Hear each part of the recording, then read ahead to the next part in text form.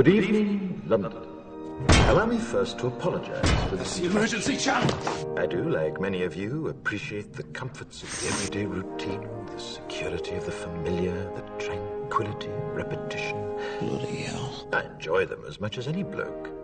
But in the spirit of commemoration, whereby those important events of the past, usually associated with someone's death or the end of some awful bloody struggle, are celebrated with a nice holiday, I thought we could mark this November the 5th, a day that is sadly no longer remembered, by taking some time out of our daily lives to sit down and have a little chat. There are, of course, those who do not want us to speak. Let me think, just let me think. In fact, even now, orders are being shouted into telephones, and men with guns will soon be on their way. It's Chancellor Sutler. Damn it! Why?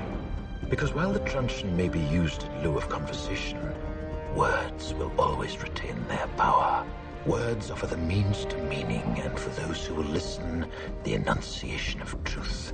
And the truth is, there is something terribly wrong with this country, isn't there? You designed it, sir. You wanted it foolproof. You told me every television in London. Cruelty and injustice, intolerance and oppression. And where once you had the freedom to object, to think and speak as you saw fit, you now have censors and systems of surveillance coercing your conformity and soliciting your submission. We need cameras. How did this happen? Who's to blame? Well, certainly there are those who are more responsible than others, and they will be held accountable. But again, truth be told, if you're looking for the guilty, you need only look into a mirror.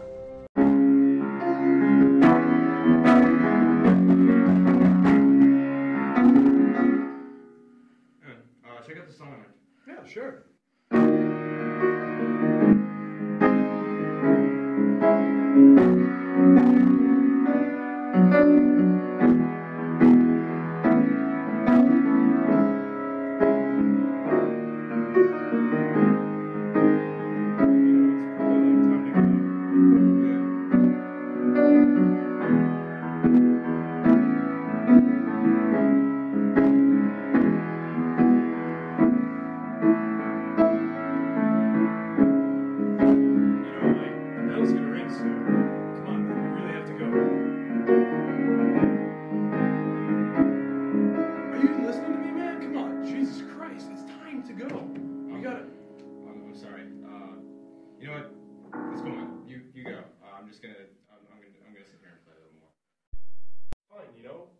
Stay here alone. No one can hear you. I mean, who really listens to this anyway? I mean, especially not for someone as mediocre as you. Mediocre? It matters not. Art is timeless, just as my soul. We will go without you. Yeah, whatever, man. I'm out. Gotta go. Paralysis, frustration, gasps of merit. We're raised in this factory of a system to work like dogs, salivating at the sound of a bell. Sometimes I wonder if I'm more man or machine, coldly calculating in the line of best fit to reach each day unscathed. Unfeeling. Are the masses even really there? Or is each of us truly elsewhere, our minds heart side up in some writhing underground fantasy populated by the routinely unthinkable?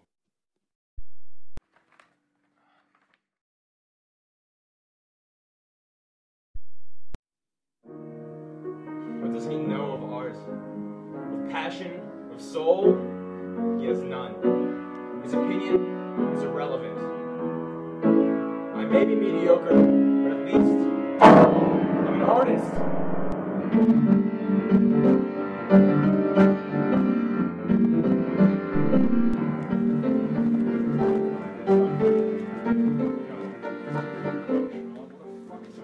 Started playing piano and just skipped all of lunch.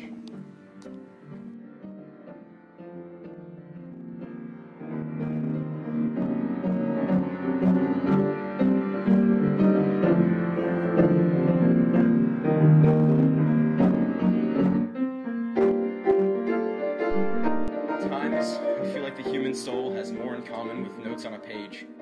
To the unversed in both soul and staff, the symbols are mere black blotches of shattering familiarity.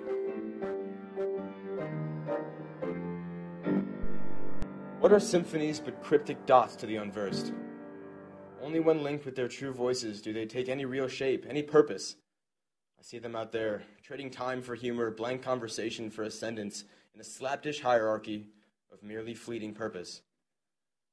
Their paths through their symphonic staves, carrying them through a cacophonic chaos of life's perils. I'd fucking starve if I was him, man. Besides, it's more important to eat and hang out with friends during lunch anyway. We are all mere notes on a keyboard, waiting for the universe to finally press us, that our voice and color may become known.